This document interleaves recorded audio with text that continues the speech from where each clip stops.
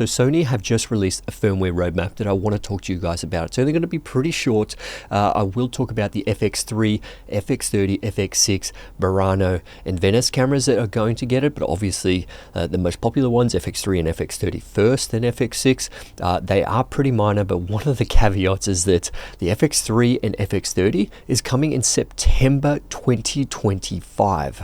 And the FX6 firmware is actually coming in February 2026. And does that mean that we're not going to be getting an FX6 Mark II anytime soon?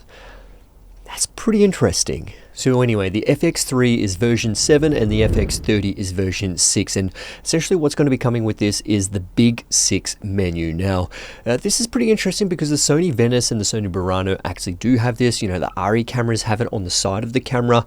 Essentially, we're going to see the frame rate, the shutter, the iris, the ISO, white balance, and probably what kind of picture profile we're in, because most of them show ND filters, but these don't have internal ND filters. Only the FX6 will probably get that.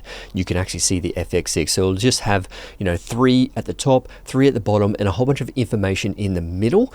And it's going to be useful for video shooters, mainly the people who actually use external monitors, because it completely blocks your whole screen. You don't actually have an image on that screen except for all the information that's there, so you're going to need an external monitor to see what you're actually filming. But anyone who's used cinema cameras before is very used to this kind of menu system. Now, an interesting thing is that the Lumix S5 2X actually has this menu, and it's quite useful. Like I said, if you do have an external screen, you can see those massive adjustments there, and it's just, you know, something that a lot of cinematographers are actually used to because of the old school, you know, RE cameras and that sort of have it. Now, the next one we're going to be seeing is anamorphic support when it comes to 1.5 times D-squeeze. Now, at the moment, they only have 1.3 and 2 times anamorphic D-squeeze. They just wanted to obviously throw something in between because they are realizing that a lot of people are starting to film on anamorphics. But one of the biggest things with this is that it's only a D-squeeze in camera. It doesn't actually change the footage at all. It's not like it's, you know, changing the way it's actually being filmed in terms of a crop mode, like a 4:3 crop or open gate 3:2. It's only just to monitor it. So if you do actually use a monitor, you've most likely got anamorphic modes in that monitor that you've generally been using at the moment. And the last one is actually adding the support for B-RAW. So I did announce this on my Instagram.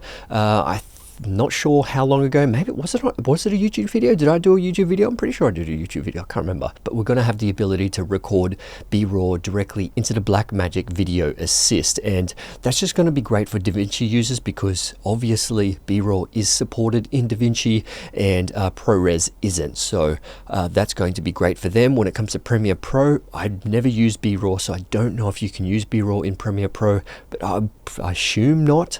Let me know in the comments below. I'd like to know, and hopefully you guys can educate everyone else in the comments as well. And there doesn't seem to be much else attached to that firmware update. Obviously, there'll be some minor bug fixes and all those kind of things that they usually have with firmware updates.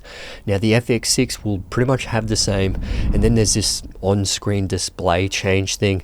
Not 100% sure. We'll see when that comes, but there is nothing else with that. And maybe some bug fixes as well with the FX6. Now, the BURANO will be version 2 firmware, and this one is fairly significant. It's got a whole bunch of different features that they're actually going to be throwing in here. You know, 1.8 D-squeeze, but they've also got a new video shooting mode. And it's a new 3.8K full frame crop that pretty much leverages the entire sensor, and you can actually shoot up to 120 frames per second. Now, another new recording format includes the 24 frames per second in the XOCN with the 16:9 image modes that you see here on the screen. So you've got full frame 3.8K with 16:9 mode up to 120 frames per second. You've got Super 35 4:3 mode, which is great for anamorphics, up to 60 frames per second.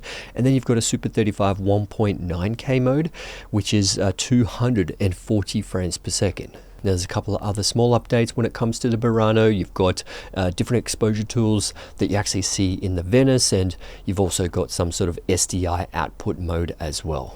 And this update will actually come in March 2025, which is actually the soonest out of all the updates.